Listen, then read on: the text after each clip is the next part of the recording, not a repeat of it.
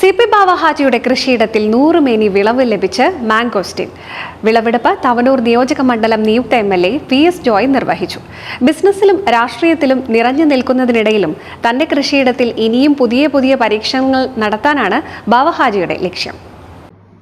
മുസ്ലിം league സംസ്ഥാന vice president CP. ബാവ ഹാജിയുടെ നേതൃത്വത്തിൽ മണ്ഡലത്തിൽ UDF മിന്നുന്ന വിജയം നേടിയ സന്തോഷത്തിനിടയിൽ മറ്റൊരു സന്തോഷ വാർത്ത കൂടി സമ്മാനിക്കുകയാണ് അദ്ദേഹത്തിന്റെ മാണൂരിലുള്ള കൃഷിയിടം.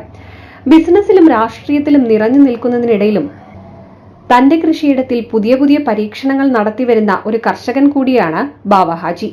വിവിധ പച്ചക്കറികൾ, വിളകൾ ഇവയ്ക്കൊപ്പം പഴവർഗ്ഗങ്ങളും ഇദ്ദേഹം കൃഷി ചെയ്തു വരുന്നുണ്ട്. വിവിധ ഇനം മാങ്ങകൾ, വാഴകൾ, റംബൂട്ടാൻ, മാംഗോസ്റ്റിൻ, ഡ്രാഗൺ ഫ്രൂട്ട് തുടങ്ങിയ പഴവർഗ്ഗങ്ങൾ മികച്ച വിളവാണ് ലഭിക്കുന്നത്. 2 വർഷം മുൻപ് സി.പി. ബാവ ഹാജിയുടെ തോട്ടത്തിൽ നട്ടുവളർത്തിയ മാംഗോസ്റ്റിന്റെ വിളവെടുപ്പ് നിയുക്ത തവനൂർ നിയോജക മണ്ഡലം എം.എൽ.എ.